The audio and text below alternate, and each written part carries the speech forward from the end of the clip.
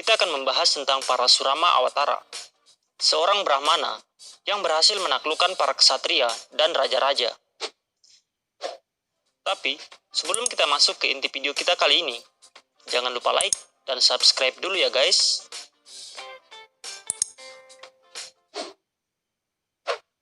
Awatara ke-6 Dewa Wisnu adalah seorang Brahmana bernama Parasurama. Ada seorang resi yang menjadi bagian dari 7 Sapta Resi bernama Jamadagni. Jamadagni telah memiliki 4 putra, namun suatu ketika istrinya hamil putra kelimanya. Jamadagni dan istrinya Renuka mendapat pesan dari Dewa Siwa bahwa Dewa Wisnu akan menitis kepada putra kelima mereka. Putra kelima mereka ini dinamakan Rama atau Ramabhadra. Sebagai istri Brahmana yang tergabung dalam Sapta Resi, Renuka memiliki kemampuan untuk memadatkan tanah liat yang masih basah dan belum dibakar menjadi pot tembikar untuk menampung air. Namun suatu ketika, saat hendak mengambil air di sungai, ia melihat sekawanan Gandarwa yang wajahnya bening, cute, ganteng, kayak boyband zaman sekarang. Satu pikiran untuk serong dengan para Gandarwa langsung melintas di pikiran Renuka. Akibatnya, kendi air di tangannya langsung meleleh dan larut dalam air. Renuka pun ketakutan dan tidak berani pulang karena ia tahu suaminya pasti akan marah besar padanya. Jamadagni tidak perlu waktu lama untuk tahu perbuatan istrinya itu. Dalam meditasinya, lintasan pikiran Renuka masuk ke dalam pikirannya. Dengan kekuatannya, sang resi memaksa sang istri pulang, lalu memanggil putra sulungnya dan menyodorkan sebuah kapak kepadanya. "Bunuh ibumu dengan kapak itu," kata Jamadagni. Sang putra sulung ketakutan dan menolak perintah sang ayah, dan sebagai akibatnya, ia dikutuk menjadi batu. Putra kedua, ketiga, dan keempat juga dipanggil dan diberi perintah serupa, dan semuanya menolak. Akhirnya, 4 putranya pun berubah menjadi batu. Sampai akhirnya, Rama mengambil kapak itu dan tanpa ragu memenggal kepala ibunya. Jamadagni terkesan oleh keputusan Rama, sehingga menawarinya untuk mengabulkan 2 permintaan Rama. Rama hanya meminta sang ayah menghidupkan kembali ibu dan 4 kakaknya, dan Jamadagni mengabulkannya.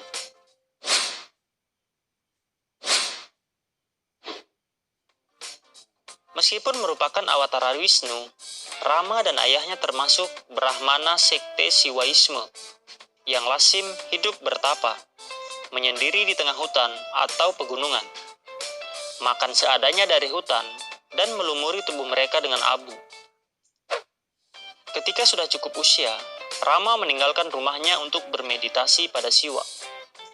Setelah melakukan tapa selama bertahun-tahun, Siwa datang menemuinya, memberinya sebuah kapak yang tak dapat dihancurkan oleh apapun bernama Parasu, lalu memberi perintah pada Rama untuk membebaskan ibu bumi dari penjahat, orang-orang serakah, iblis, dan orang-orang takabur. Kemudian, selama 21 hari, Siwa menantang Rama untuk bertarung. Selama 21 hari itu pula, murid dan guru ini saling tebas dan serang. Siwa dengan trisulanya, dan Rama dengan parasunya. Di hari ke-21, Rama berhasil melukai dahi Siwa dengan kapaknya, dan pertarungan pun dihentikan. Siwa sangat puas dengan kecakapan muridnya itu, dan sejak saat itu menamai dirinya Kanda Parsu, yang berarti yang dilukai oleh kapak, sebagai wujud penghormatan Siwa kepada Rama. Nama Rama sendiri kemudian berubah menjadi Parasurama. Ada seorang raja dari Rasyadu bernama Kartawirya Arjuna atau Arjuna Sasrabahu, Arjuna yang bertangan 1000. Raja ini menguasai wilayah Mahespati. Awalnya, raja ini adalah raja yang bijak dan perkasa. Raja ini bahkan sempat mengalahkan Rahwana muda dan memaksa Rahwana untuk tidak mengekspansi negara lain lagi. Tapi kemudian raja ini menjadi gila hormat dan merasa tak ada satupun yang lebih sakti dari dirinya. dalam kunjungannya ke pertapaan Resi Jamadagni, sang raja disuguhi aneka hidangan nikmat ala istana oleh sang resi dalam kuantitas yang tidak main-main. Penasaran dari mana sang resi mendapatkan hidangan sebanyak dan semewah itu, padahal hidupnya amat sederhana. Jamadagni mengatakan bahwa ia mendapatkannya melalui perantaraan sapi Kamadenu. Sapi ini adalah sapi pengabul segala kehendak yang keluar pada saat samudra mantan yang diberikan oleh Dewa Wisnu kepadanya. Arjuna Sasrabahu menginginkan sapi itu.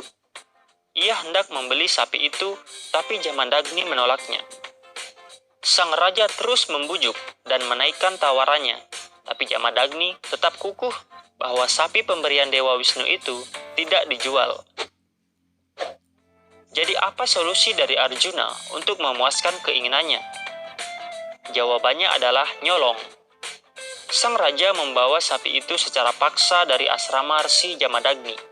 Tapi tidak beberapa lama kemudian, Parasurama kembali ke pertapaan ayahnya dan mendapati sapi Kamadenu tak ada lagi di rumah ayahnya. Ketika Parasurama bertanya kemana perginya sapi itu, ayahnya menjawab bahwa Raja Arjuna Sasrabahu membawanya.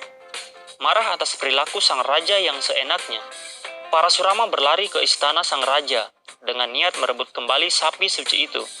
Arjuna Sasrabahu tidak mau mengembalikan sapi itu begitu saja dan menantang Parasurama untuk bertarung. Parasurama memanah satu demi satu 1000 tangan Arjuna, lalu memenggal kepala sang raja, kemudian membawa pulang sapi Kamadenu ke pertapaan ayahnya. Ayahnya senang sapinya kembali, tapi melihat ada noda darah di kapak anaknya, Jamadagni berkata, "Tidak layak Brahmana dikontrol oleh amarah dan kesombongan. Sucikan dirimu segera, Rama." Maka Parasurama pun kembali meninggalkan rumahnya, mengasingkan diri selama 1 tahun untuk menyucikan diri.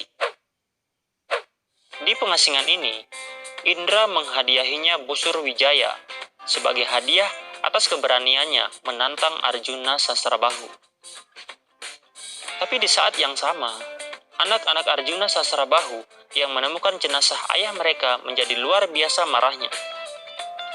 Mereka segera menyerbu pertapaan Jamadagni dan membunuh sang resi dengan menembakkan ratusan anak panah. Jamadagni pun tewas.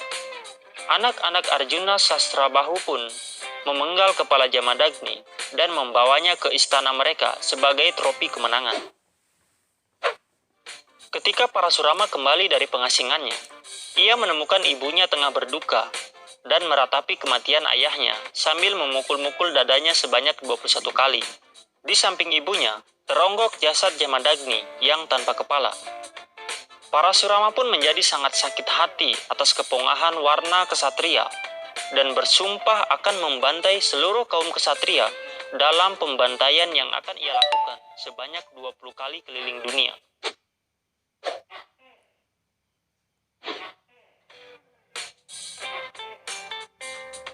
Dikisahkan dalam Mahabharata, pada masa antara Treta dan Dwapara Yuga, Parasurama, sang pejuang terhebat, terusik oleh ketidaknyamanannya menyaksikan segala kepongahan kaum kesatria, berulang kali membantai kaum kesatria. Ketika ia selesai dengan aksi pembantaiannya, ia telah menciptakan Samanta Pancaka, 5 danau besar berisi darah. Parasurama membantai seluruh raja yang ada di dunia ini tanpa pandang bulu. Ia tidak peduli apakah raja-raja ini masih muda atau sudah tua. Apakah raja ini punya pewaris atau tidak punya pewaris. Atau apakah raja ini dicintai rakyatnya atau malah dibenci rakyatnya. Pokoknya, nyaris tidak ada dinasti kerajaan yang selamat dari amukan Parasurama. Korban pertama dari perjalanan Parasurama ini adalah anak-anak Arjuna Sasrabahu. Setelah membunuh anak-anak kurang ajar ini, ia membawa kembali kepala ayahnya ke pertapaan dan melakukan upacara pembakaran jenazah, lalu melanjutkan perjalanannya. Setelah 21 kali mengelilingi dunia, Parasurama mengadakan sebuah upacara akbar yang intinya mengatakan bahwa raja-raja yang tersisa wajib menyerah dan menyatakan kesetiaan kepada Parasurama. yang tidak mau dipersilahkan mengalahkan Parasurama dalam duel.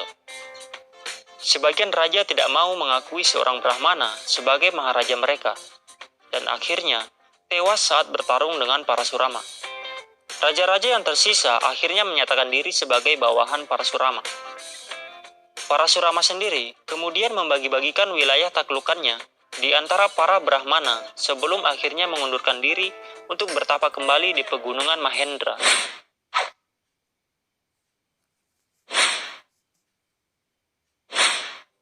Ada satu dinasti yang selamat dari amukan Parasurama, yakni dinasti Surya atau kerajaan Ayodhya.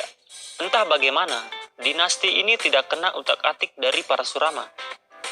Karena Parasurama berumur panjang, ia bisa mendengar saat seorang pangeran dari kerajaan Ayodhya bernama Rama mematahkan busur Haradanu milik Siwa yang dimiliki oleh Raja Mithila Janaka saat tengah mengadakan sayembara untuk mencari suami bagi putri angkatnya, yaitu Dewi Sinta.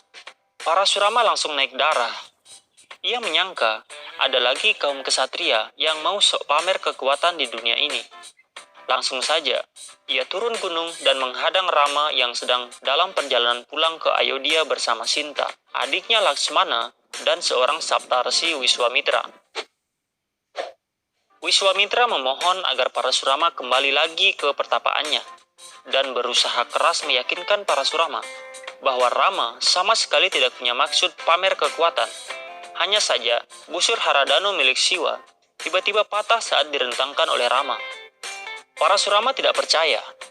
Ia melemparkan busur Wisnu Danu, busur yang dimilikinya sebagai awatara Wisnu, kepada Rama dan menantangnya untuk menarik busur itu. Rama menarik busur itu tanpa kesulitan, sementara kapak Parasurama tiba-tiba menjadi sangat berat. Parasurama pun langsung sadar bahwa dia bukan lagi awatara Wisnu. Rama sudah mengambil alih posisinya. Karena itu, ia pun undur diri dan masuk kembali ke dalam hutan. Busur milik Wisnu itu diberikan pada Rama.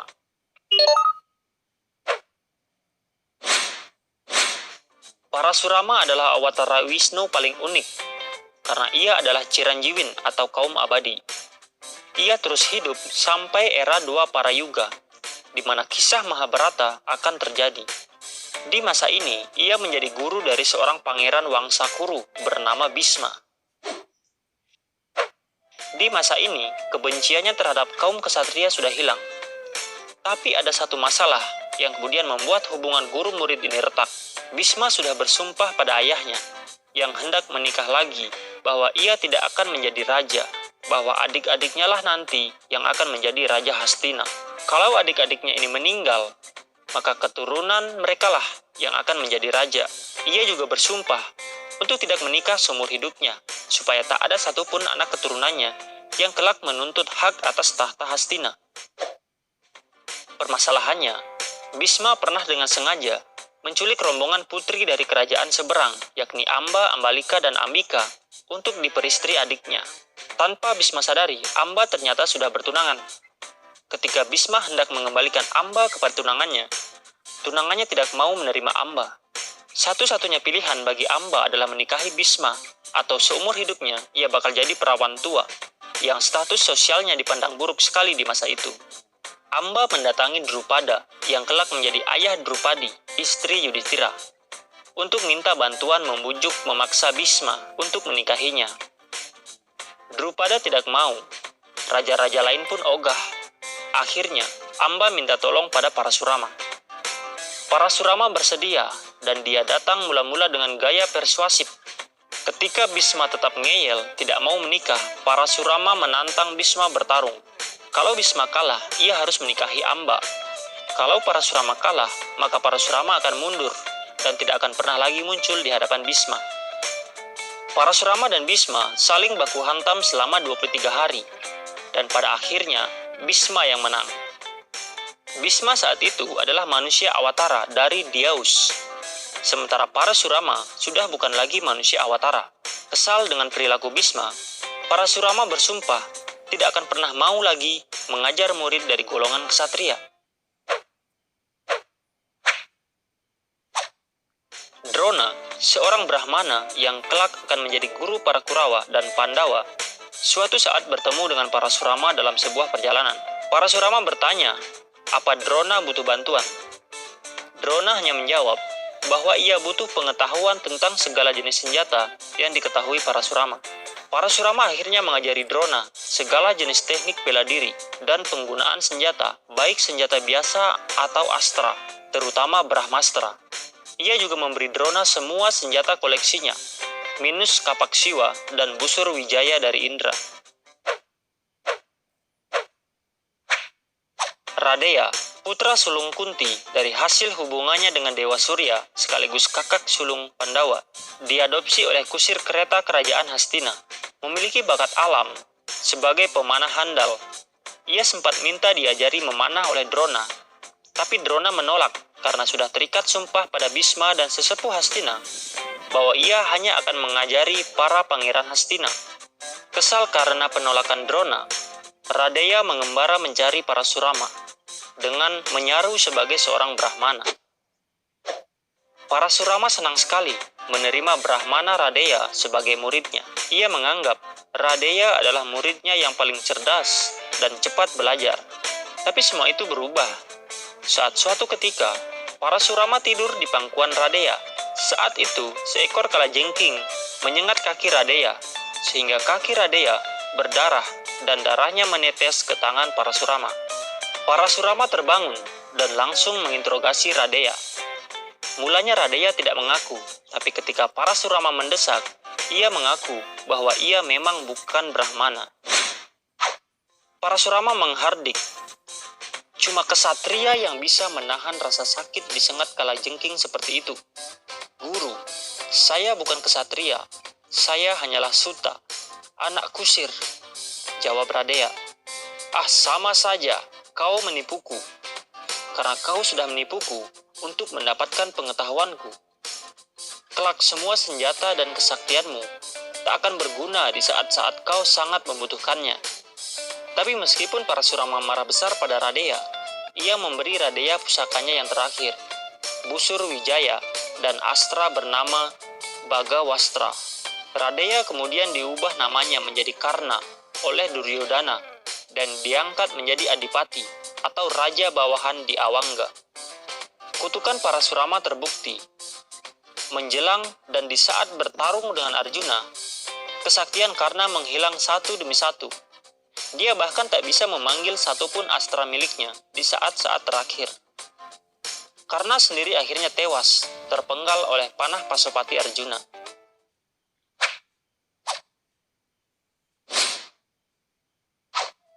Diceritakan dalam Wisnu Purana, awatara terakhir Wisnu, yakni Kalki Awatara, akan berguru pada Parasurama guna mendapatkan senjata dari Siwa untuk mengalahkan iblis Kali